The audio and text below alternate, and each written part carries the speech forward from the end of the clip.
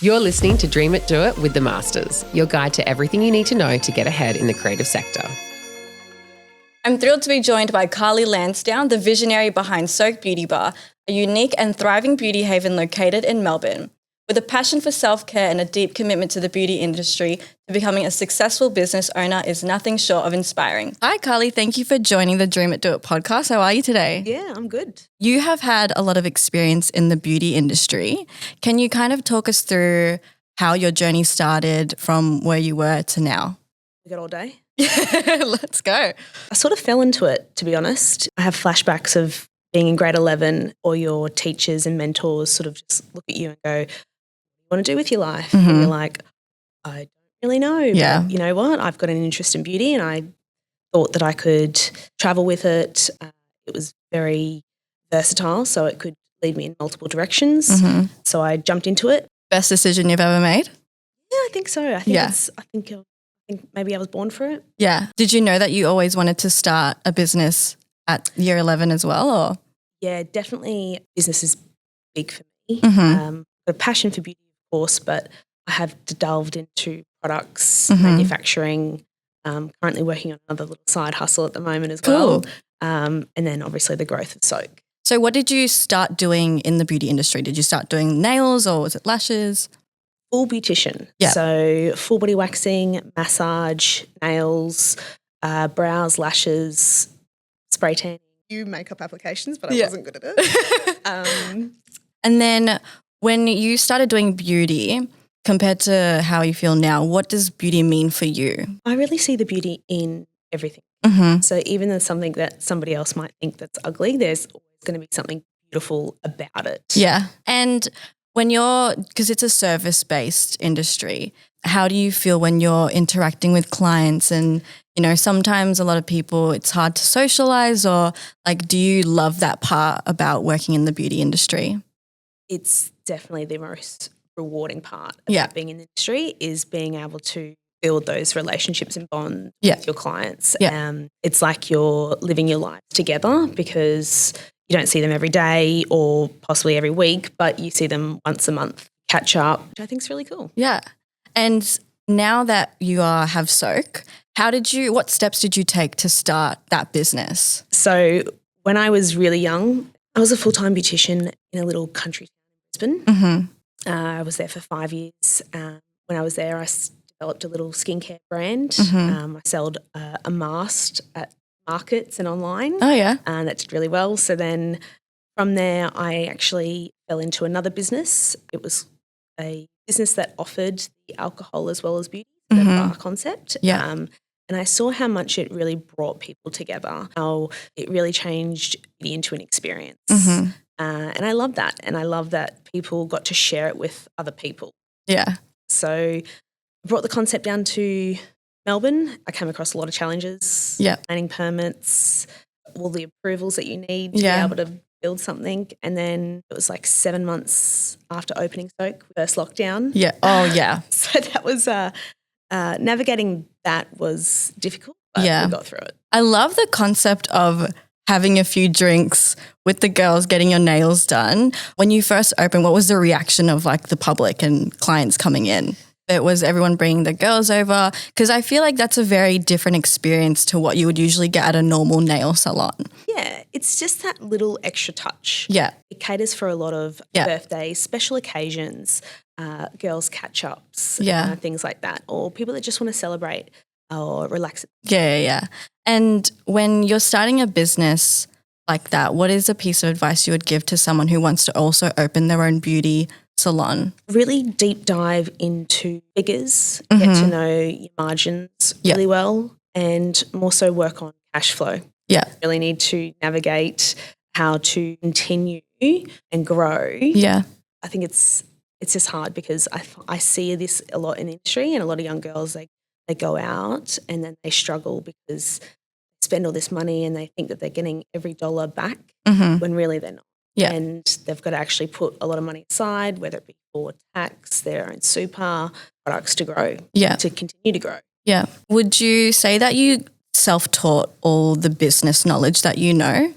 Definitely not. I definitely have my father to thank. Yeah. He's quite a savvy businessman, and he definitely grew me up to really, take on challenges and to believe in myself. Yeah. Which I think is really cool. Do you think that it would be manageable to like be self-taught in that area, or do you think you need someone to kind of teach you that? No, I think you can. It's how much you put in, is how much you're going to get out. Yeah. And the more you put in, the more you'll get out. Yeah. So with Soak, is it important to also be making connections in the same industry? Oh, absolutely. Like, you need to be able to know your industry, which means you need to be able to know your competitors. Yeah. You need to be able to know the treatments and services that I don't do. Yeah. Who do I recommend?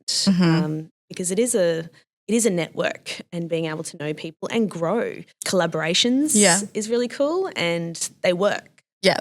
And you've been working with the Masters a little bit as well. How has that been with Soak? We have got a great new start from it, so we are thrilled. Yeah. She is gung-ho, just about to finish her diploma, and she is already doing clients. And I think that is beautiful, because I definitely remember for me coming out of college and applying for so many different jobs, and a lot of people street, all they want is experience. Yeah. Because nobody really has the time to be able to train and focus on someone or hold them hand through it. Especially coming into the industry, everyone's different. So how you do a leg wax may not be the same what you do for someone else. And it's about learning all those different types of skin, hair, and even nationalities. Yeah. And how to work with it. Yeah, and being very skilled about it. Like, what are you looking for when you're hiring someone to work at Soak? Definitely passion. Yeah. You need the passion. It's a pretty tough industry, and not many people realise that. They think it's beautiful and it's glamorous, but it's actually really it's aggressive. Yeah. It's gritty, and it's not pretty. Yep. Sometimes. Beauty industry, not pretty. I know when the girls have to clean up after me when I've done a facial, it's just messy. And they're like, oh my God. Yeah. But and even with like waxing, you've got to be firm, you've got to be aggressive. Yeah. If you are light, soft, it doesn't work. It doesn't work. Since we're talking about the beauty industry, it's always changing. There's always something new coming up. There's different trends on social media.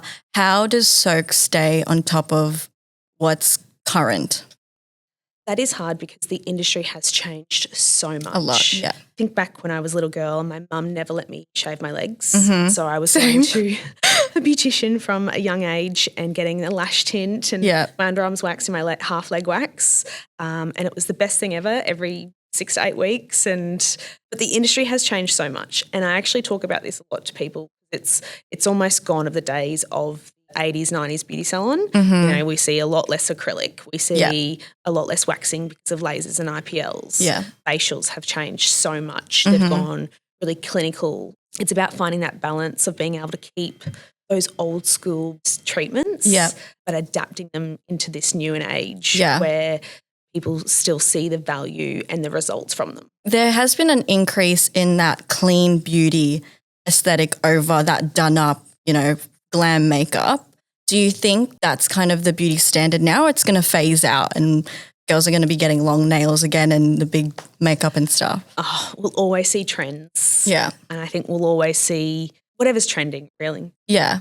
But I find what might be good for someone isn't necessarily good for everyone. Yeah. Like the whole brow lamination. Yeah, that's a big thing. Huge.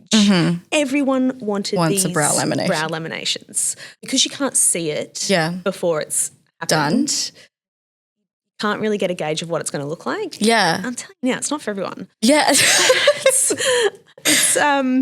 people with like smaller foreheads. Yeah. Or I even have clients that like a slimmer brow, because if they've got small eyes, it will open their eyes up more. Yeah. So I think we need to stop following trends and just go with what naturally enhances our look. Yeah, I think a lot of people are like, oh, this is like on trend now. I'm just going to do it to my face, and then it looks different. And then they're like, oh, why did that not go well? If someone came into Soak and they got like a brow lamination and it didn't look right on them, has there been times where you've had to tell them, hey, like this is because of that and that?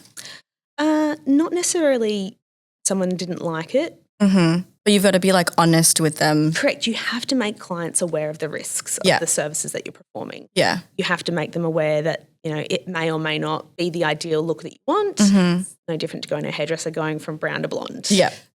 You've got to talk your clients through the process. Yeah, yeah.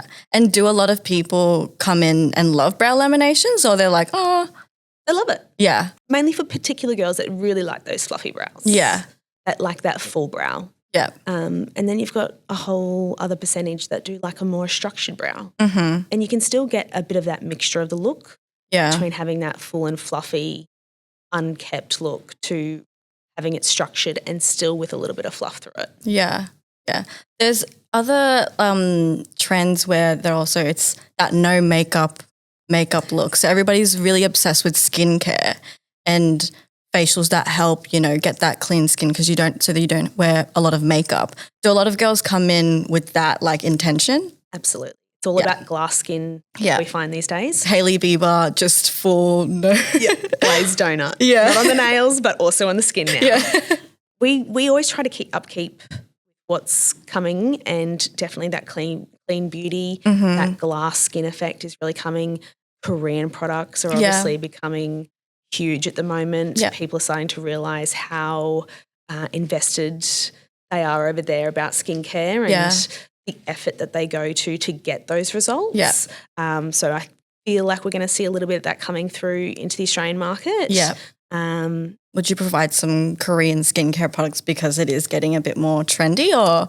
There is a few out there. I'm actually testing right now Mixsoon. Yeah. Oh, yes. I do know them, yeah. Which, you know, I saw them at the Australian Beauty Expo in Sydney a few months back. Yeah. And I just grabbed a few testers. I liked it. I reached out. Yeah. They've given me some more products to try, so I'm testing them. Yeah, I feel like I've also gotten on the Korean skincare bandwagon. Oh, yeah. And like less is more with their products. I feel like a lot of the times you're like, I'm just going to buy these retinols and all these things that I'm going to put on my skin and hope for the best. But I feel like less has become the thing. Absolutely. And going back to trends, I think the disappointing about trends is everyone jumps on it. Yep. And it may not necessarily be a good product. And I see so many young girls that come to the salon, they've pumped their skin, so many different products. They're not allowing their skin to fully get used to a product either. Yeah. So because people jump on trends and they use different products that may not formulate well together, you'll see a lot of people with skin barrier function damage and just young girls using too much stripping acids and things like that. And you'll see that you then have to put a lot of work into trying to correct it. Yeah.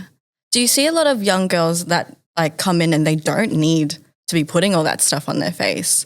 All the time. Yeah. And I actually hear it more so for mothers. Really? So mothers will tell me that, you know, the kids these days in high school, they just, you know, they have to have this and this from Mecca, or it's like they're not cool, they're not popular. Yeah. And that's really sad to hear because, you know, and we're talking expensive products.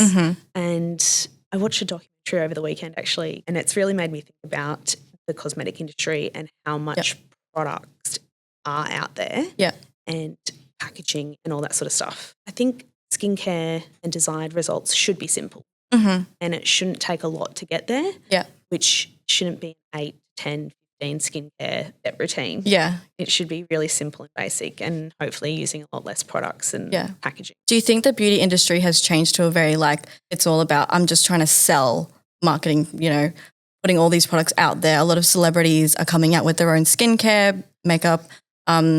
It's everyone. It's too much. It's too much. Yeah. And I remember facts probably even 8 years ago, they were like, the beauty industry is just going to continue to grow to like billions and billions and billions of dollars. Yeah. And we've watched it happen. Yeah. We've watched that 80s, 90s beauty salon sort of disappear and Meccas and Sephora's and Adore Beauties just come in and take over when you're talking products because people see it online, which is obviously social media plays a huge role into that. Yeah. But yeah, I've really seen that big shift. And with social media, do you think that it's helping or hindering the beauty industry? It's a good question. And I think it's a bit of both. Yeah. It's good in the sense of access to information, maybe too much information. Yeah.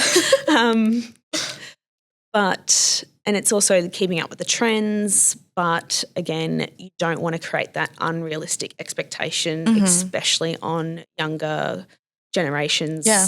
Do you have like times where girls will show you nails that they specifically want and you're like, we can't do that? Or, you know, it's a bit of like unrealistic. I don't like to say can't. Yeah. But it's definitely comes down to managing people's expectations. Yeah. So you can show me a photo of something, but I'm telling you now, that photo probably took 3 hours to take. And she's probably done it on a press-on. Yeah. With a microscope and Like then pressed it onto a nail. Yeah. That's why it looks like Picasso. Yeah. So you've got to get them to understand that the time that it's going to take and even the price factor as well, because nail art is a big thing at the moment as well. Yeah. And with nail art, because you guys do BIAB. Oh, yeah. Yeah. And you were going to talk about this at some point. I was like, I first started doing SNS on my nails, and then one of my friends was like, you should start doing BIAB. And I didn't really know what that meant or what the benefits were. And I came to Soak and I got them done, and my nails have been so strong and healthy. Like, how did you decide that that was what you wanted to do? So I actually started Soak with Builder. Yeah. So BIAB stands for Builder in a Bottle. And I think the gel bottle was one of the original brands that released it.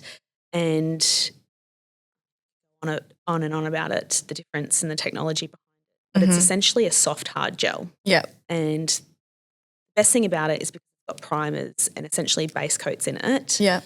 There's no need for the removal process every time. Yeah. So the reason why people get healthy, long, strong nails from it is because they're not having to go through that removal process every time.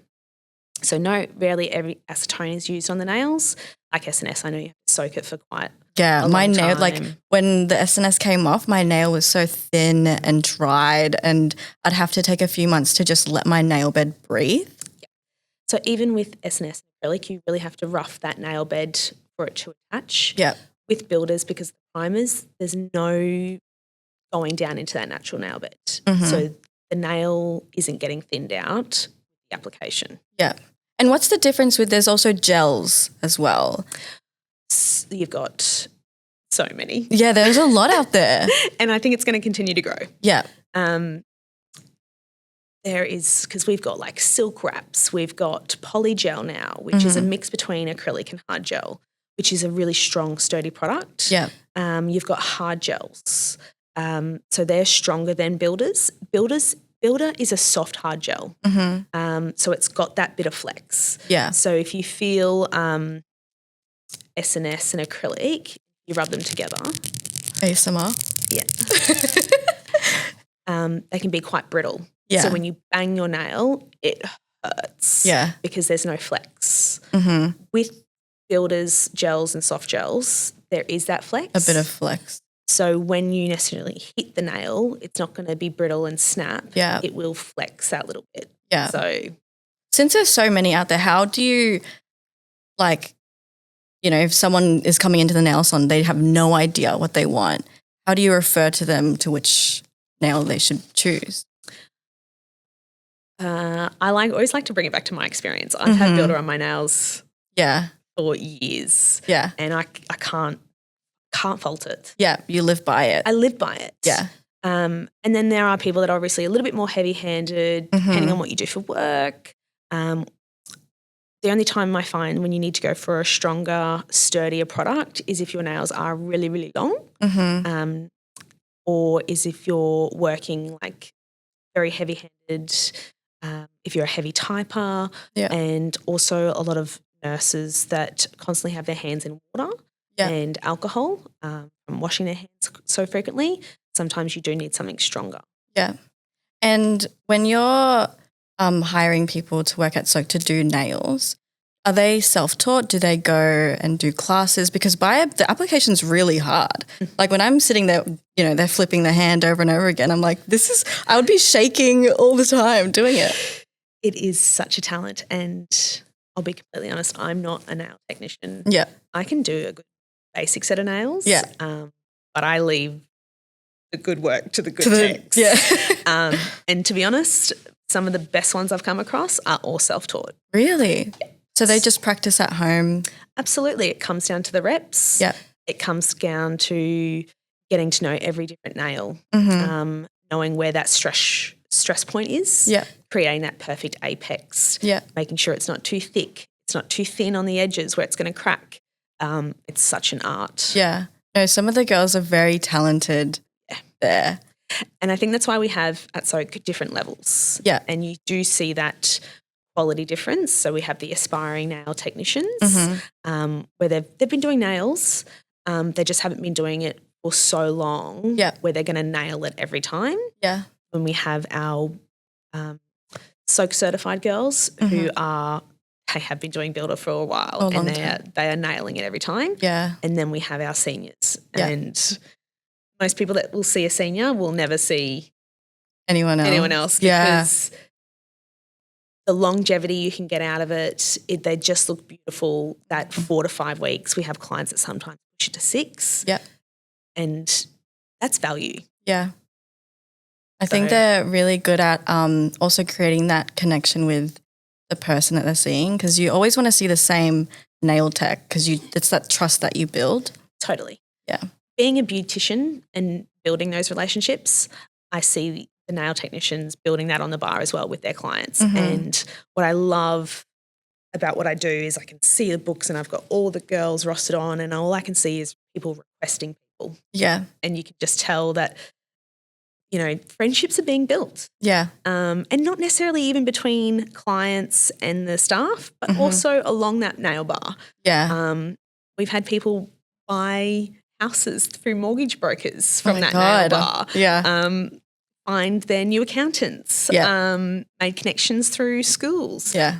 Even mothers, new young mothers creating new friendships. Yeah. It's so beautiful to see. Yeah, it's like networking at the nail salon. Yeah.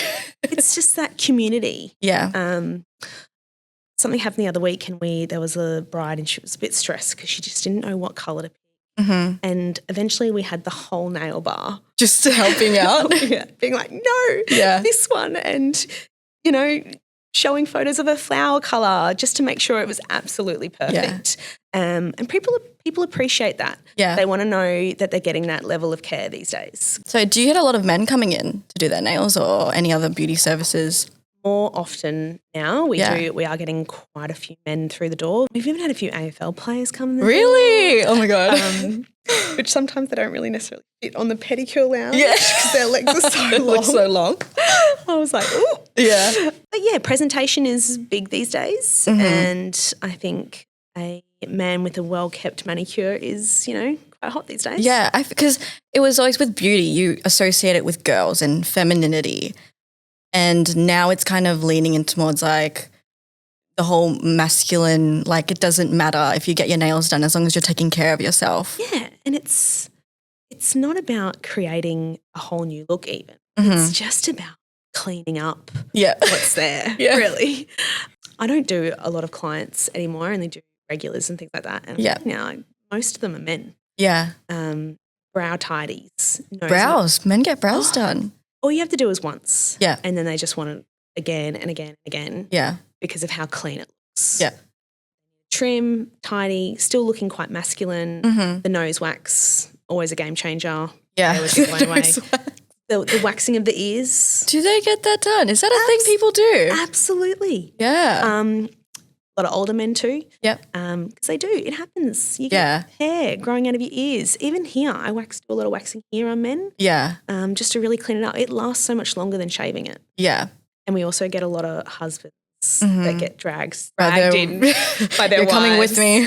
Because they're like, you can have a beer, you can have a whiskey on the rocks, you're getting a pedicure, I want those heels scrubbed. Yeah. I think we need to normalize men going to a beauty salon and not feeling like it's only a girl thing, because everybody should be taking care of themselves. Absolutely. Yeah. One fun question. What is one like trend in social media, now that we've talked about nails, brows, everything, that you want gone? Could be anything. I really don't like seeing a lot of influencers that are just getting paid to push a product. Yeah. And I know it will say sponsored or gifted, but it's always going to get thrown into people's faces. Yeah. And we live in a consumer's world right now, and a lot of things are clickbait. Yeah. And so I think it's just a push for that product. Yeah. It's very like, you can obviously tell sometimes when influencers just pushing a project, it's like ingenuine and it doesn't seem very, authentic at all. Yeah. But I think because there are a lot of younger audiences on social media, they don't really know the difference as of yet. And that's probably why you get so many young girls just trying out whatever their favorite influencer is pushing out. Of course, everybody wants the best products. Yeah. Everybody's looking for that clean girl aesthetic. They want that glass skin. Yeah. They're going to buy anything to get it. Yeah. And it's like every week there's a new product. Yeah. So I think if there was anything that I could try to, take away from social media is those push for products. Yeah. It's too much. Yeah. We spoke about this earlier. There's just too many products out there. They're getting pushed too heavily. Let's face it, you don't need it. Yeah. It just needs to be simple. You just find the way you are. Simple is the best thing. Yeah. Okay, so to finish off the podcast, we're going to play a little rapid fire game. Yes. So you just have to say which one you prefer, top of the first thing that comes to your mind. Ready? So skincare or makeup? Skincare. High maintenance or low maintenance? Low. Salon treatments or DIY? Treatments. Feathered brows or defined brows? Mixed. Matte lips or glossy? Gloss. Hair up, hair down? I like it up. BIAB or gel? BIAB. Easy one. Bright nail colours or nude shades? I'm a nude. Nude girl, me too, yeah. Waxing or threading? Threading. Glam makeup or no makeup look? No makeup. Perfect skin or perfect hair? Skin. And what's your signature fragrance? Oh, I like a bit of a unisex. Oh, yeah? Tom Ford. Oh, Tom Ford. Yeah. Yeah, love that. I like those woody that scents. woody scent, yeah. Perfect. So more girls should start trying that. Because I feel like a lot of girls are doing the YSL, Libre, the what's that really expensive one? Baccarat Rouge. Yeah. It's been done. Yeah. So that's the end of the podcast. I was going to say, this is my time to plug, is it? This is time to plug it in. We've always been unapologetic soak, so you can always see what's upcoming on our Instagram, which is just soak.bar. Lots of exciting things coming for 2025. Perfect. Well, thanks for listening, guys, and we'll see you on the next podcast.